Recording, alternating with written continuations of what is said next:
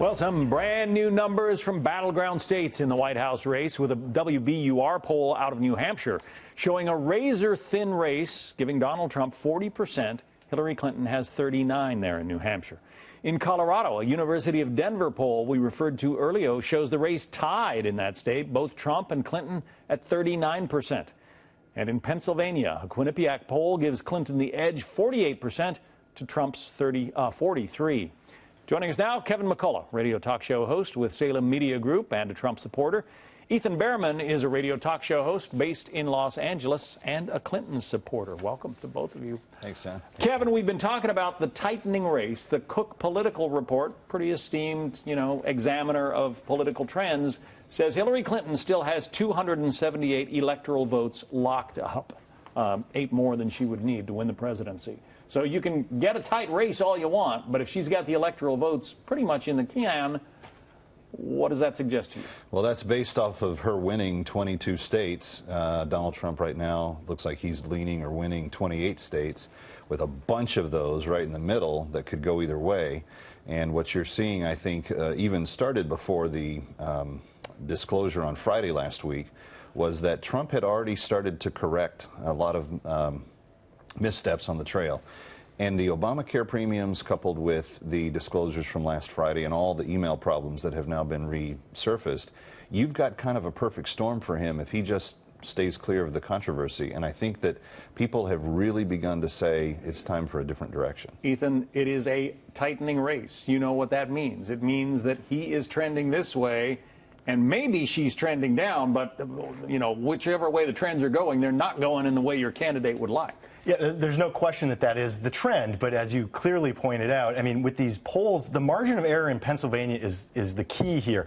5 points from Quinnipiac is beyond the margin of error. Look, as the previous person just pointed out that you were playing with Janet, was that the suburban women in places like Bucks County are totally turned away from Donald Trump. Washington Post just had another article this morning pointing out that Mitt Romney won college-educated white women by 6%, and Trump is losing them by 24%. He can't overcome that and win the Electoral College at this point.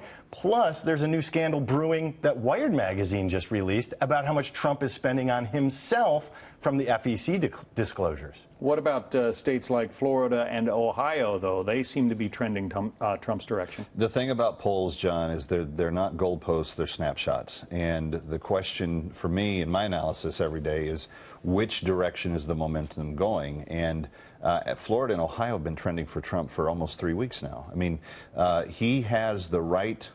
And if you look at the on-the-ground support, I mean, Rick Leventhal's report said that people started lining up at 7 a.m. It's now 11:37 on the East Coast. The event isn't until 2, and she's got hundreds of people standing in line to see Melania Trump. I disagree with Ethan on he has to win college-educated women. If he wins blue-collar workers in Michigan, Pennsylvania, Wisconsin, and Iowa, Hillary's going to have a very early night. Yeah, and that is the thing. We tend to, slice the electorate up into these voting blocks. And, yeah, he might be doing well, or she might be doing well with college-educated women, but there are other groups, the blue-collar voters that have traditionally, males that have traditionally voted Democratic, who are doing, where Trump is doing well. Yeah, there's no question that he has done a great job with that very simple message of "Make America Great Again." And then the question comes up again when we look at Melania giving this speech today. Wonderful she's giving the speech. Interesting that Donald Trump surprised that on her in the Stephanopoulos interview on ABC, where he, again, in my mind, displays his misogyny. She's just an object for him to use in his campaign, and this is what's displayed, which is why women have fled from him the way that they have. And remember, we can make light of the fact of college-educated women turning away from Donald Trump. 62% of people enrolling in college are women. This is a major long-term trend, and if Trump has done this to the Republican Party, that's a problem long-term for the Republicans. Yeah, those are some nice never Trump talking points, but I don't know that they hold next Tuesday. What you've seen is an evolution in the Trump ethos. And anybody that knows the Trumps and has spent any amount of time with them does not believe that Melania is a wilting wallflower. Donald Trump does not treat her as an object. There's a genuine deep respect there.